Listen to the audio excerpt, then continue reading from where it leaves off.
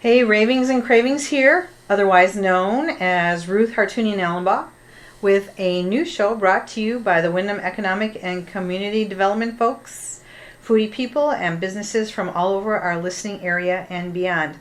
Today's show could probably be enough content for at least 4 shows, maybe even more. I have just sat down with Molly Reynolds here in Hartford, who is the general manager, or the manager, at Gather 55, and she's going to talk about Hands on Hartford, and we're going to talk about food, and I just have to say, the meatloaf and the roasted potatoes were marvelous.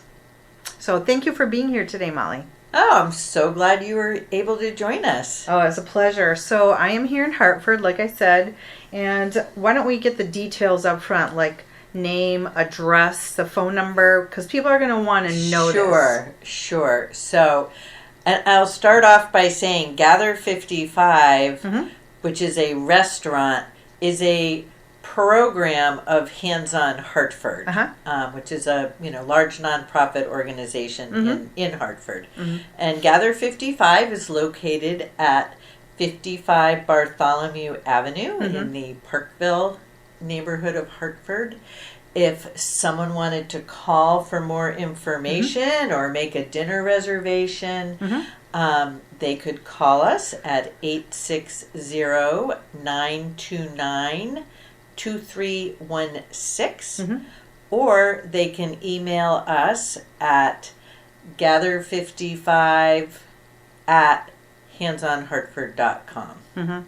All right, now you guys, you're going to want to remember that, but we'll go over that one more time before the show is over, because what Molly's going to talk about is going to make you want to run to Hartford, and it's going to make you want to come here and eat. So give us a kind of an overview of what Hands on Hartford was, or is actually, and then the concept of Gather 55 and what it has to offer the community. Sure. So Hands on Hartford has been serving the Hartford community for 53 years. Initially started as Center City Churches. So it was founded by 9 founding congregations of faith communities, all located right in downtown Hartford. And they realized that if they kind of pooled their resources, they could jointly provide much more in the way of services to the community. And one of the first things they did was start feeding people. Yay. So Hands on Hartford has been feeding people in many forms, varieties for 53 years. Wow. For over 40 of those years, we ran a soup kitchen, which was located, it was known as our Community Meals Program, and it was located in a church in downtown Hartford at Christ Church Cathedral. About 6 years ago, our organization, we kind of had satellites and different offices and programs all over Hartford, we were able to buy the building we're in now, on Bartholomew Avenue, and it's a big, beautiful old warehouse space. Oh, the woodwork and the bricks. I mean, I know we're here to talk about food, but well, it used to be a restaurant. So the ambiance. When we bought this building, it came with a big commercial kitchen. Beautiful.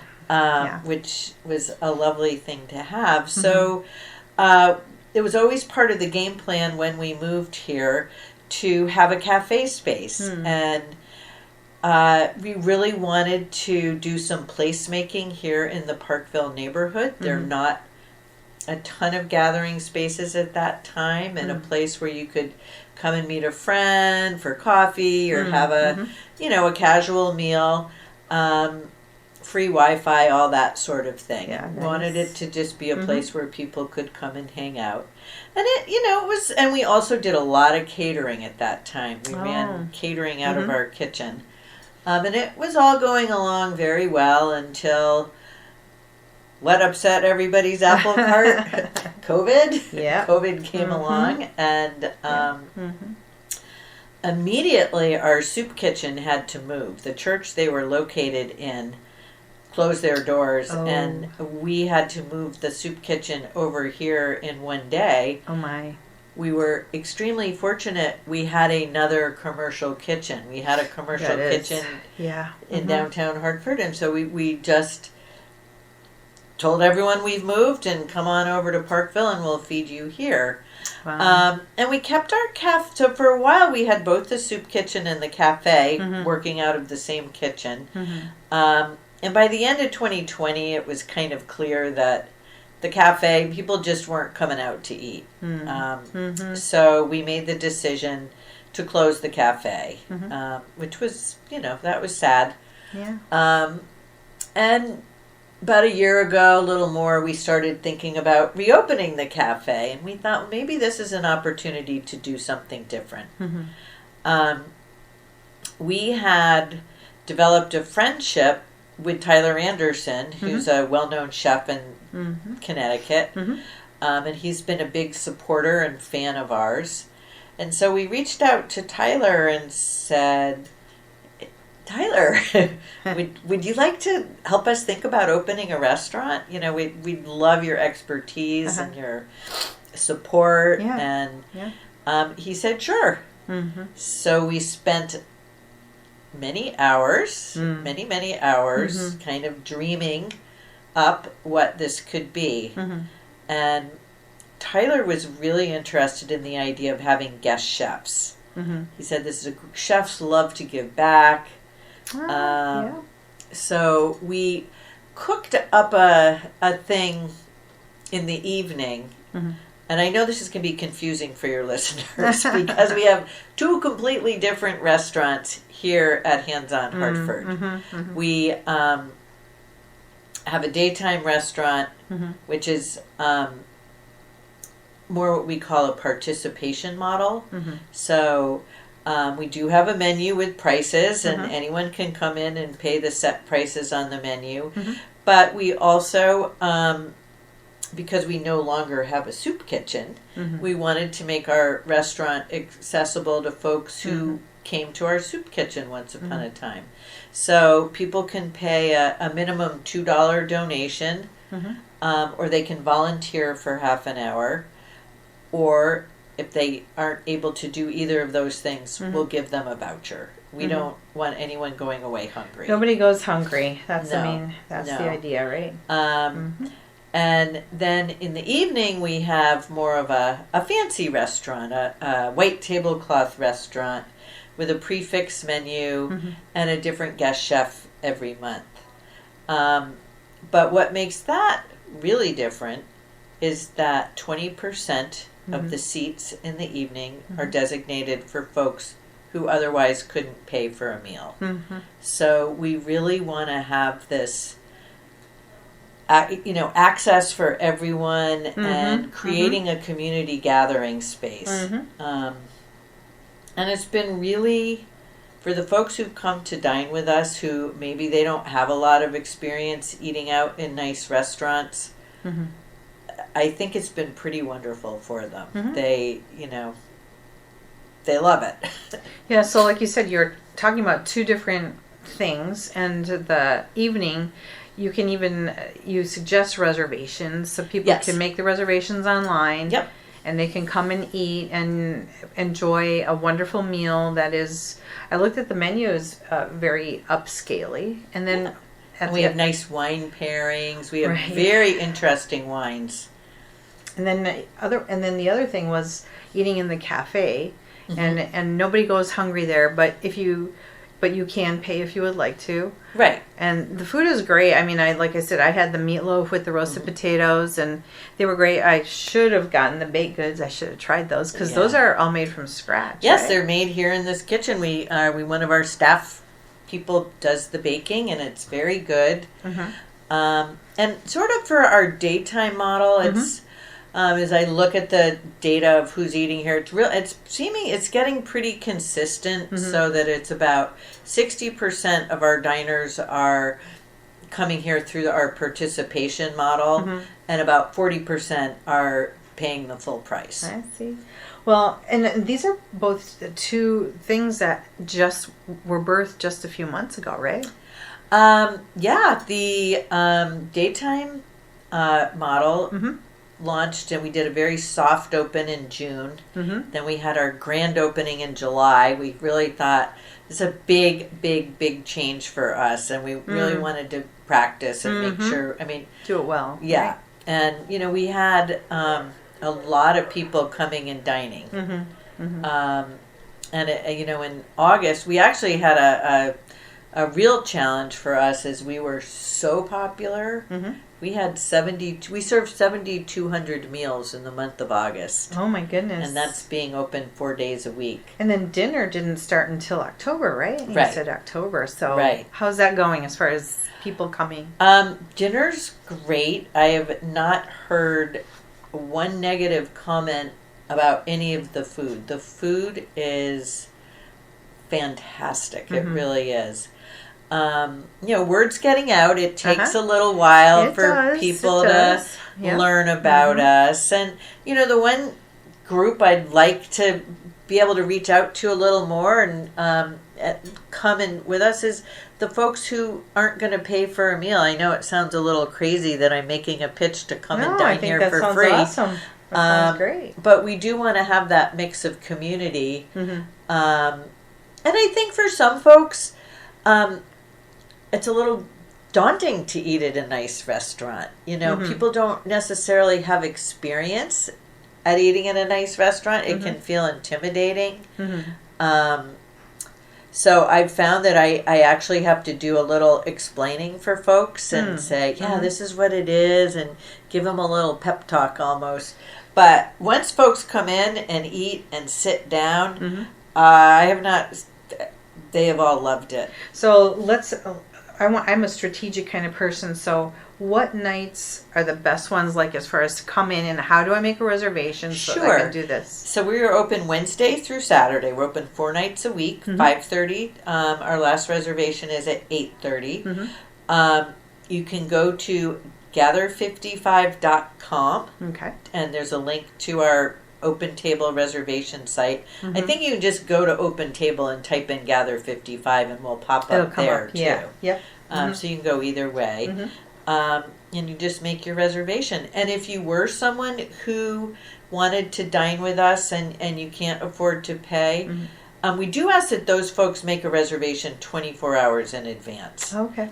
And the reason is we don't want people just showing up at the door and saying, I'm hungry, can you feed me? And the reason is it could really be a lot of people. So we need to have a little bit of control over the system. Oh yeah, definitely. But so if you want to dine with us for no charge, just when you make the reservation, you could there's a place to add a note. You can do that. You can send us an email. There's information on how to send us an email. How about if someone has dietary issues or whatever, they can probably write that in there too? Yep. Open Table is very good about giving you little boxes to check, basically. Well, I love what this little piece of literature that you gave me says. I think it really encompasses a lot about how food functions in our lives. It says here that Gather 55 harnesses the power and delicious food to connect diverse communities through a restaurant with an inclusive vibe where all can gather regardless of ability to pay. So for me, like the words that are like popping out at me are the delicious food and connecting diverse communities. I think that kind of strikes a chord at kind of your passions as a person, don't they? Absolutely. And that, I mean, you picked out the right words. That's exactly what this is about. And, food is power in the community, in any community, whether it's a family community or, and people gather around food. It's a great connector. You can have different political viewpoints, but, I used to say, like, everybody agrees that pizza's delicious, Who doesn't like pizza, Yeah, right? who's against pizza? Yeah. Well, you said something about 3D words earlier when we were talking. Oh, yeah. Do you want to kind of throw that in there? Yeah. So this, we were talking about how we have created this community at Gather 55. And Gather 55 is a community of diners, donors, and doers. There we go. And all three of those groups are absolutely critical to the function of this restaurant. You know, the diners are the people who come in here and dine every day, whether they're paying or not paying. Does not matter. The doers are our volunteers. And we are staffed, especially during the day, with many volunteers, both sort of our scheduled volunteers who are the folks who out in the community who just say, I like what Hands on Hartford's doing. I want to come and volunteer there. Right. And then our what we call our spontaneous volunteers, who are the folks who show up to get a meal and we ask them to volunteer for half an hour. And interesting note on the spontaneous volunteers, we were a little unsure about how that was going to work, especially since we've been a soup kitchen for many years. Like people who for many years have been able to come here and just, here, have a meal. And what we found is that people really like volunteering. We give them an apron to put on, and there's something about putting on that apron. They feel a part of the community. And to be able to serve others, when you're, for a lot of folks, they've kind of felt on the margins of society for a long time. And to come in and connect that way, it's very powerful for folks. Well, I think when we volunteer, it says, you know, I have something to offer, and it really just hands that serve, you know, don't require a college education, doesn't require anything. It just requires a heart that's willing to do something, right? That's right. But I don't want to forget the third D, which are our donors. Yes, gotta get those. Diners, donors, and diners, doers, and donors. And the donors, you know, we absolutely cannot do what we're doing in terms of feeding folks without financial support. You know, what we're, even for folks who are paying the prices, the full price on the menu, it's there's not really a profit there. It's a very inviting price point that folks will come in and dine, because we really want people to want to come here because they want to be part of the community. Right. Well, and can you just say what the hours are for breakfast, lunch, and then dinner? Sure. It's very, once again, let's confuse everyone. Trying not to. I know. Our breakfast and lunch is open Mondays through Thursdays, and that runs from 9 to 2. We also, on Monday evenings only, have a free community meal, sort of a vestige of our history. Oh, that's neat. And it's a meal that different community groups come in and offer. And we didn't want to just completely get rid of that when it's so much a part of our history. So it's a little different. That's just once a week. And then our evening restaurant is Wednesdays through Saturdays, and that's 5:30 through 8:30. Okay, great. And you know, there's another facet of the kitchen program too, and maybe you could just unpack that for us a little bit, because it's like there's a lot of things happening under this roof we here. have a very, very, very busy kitchen.